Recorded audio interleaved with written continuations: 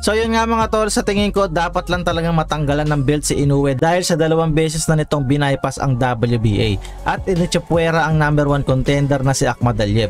Deserve ni Inoue na matanggalan ng WBA. Para sa akin lang yun mga idol Kasi nga si Martinez ganun nangyari. Tinanggalan siya ng IBF kasi mas pinili niya yung rematch kay Kazuko Aoka na kababayan ni Inoue kasi nga nandun yung pera sa Japan mga idol. Sa tingin ko din may pera din talaga kay Sam Goodman kasi nga UK yan. Andyan din ang pera mga tol. Madaming supporters si Sam Goodman doon na bibili ng pay-per-view at dadayo pa sa Japan para manood lang ng laban. Pero sa tingin ko talaga mga tol, tatagal pa yan si Inoue sa Super Bantam. Kasi nga may nilulutong laban na isang major fight na gaganapin sa Las Vegas. Sa tingin ko yun nga yun sa kababayan na Inoue na si Junto Nakatani. Mga 2 to 3 fights pa yan si Inoue sa Super Bantam bago umakyat sa featherweight division. So yun nga mga tol, sana magkaroon ng hustisya yung isasampang demanda ni Akhmadaliev o bayaran siya ng WBA dahil sa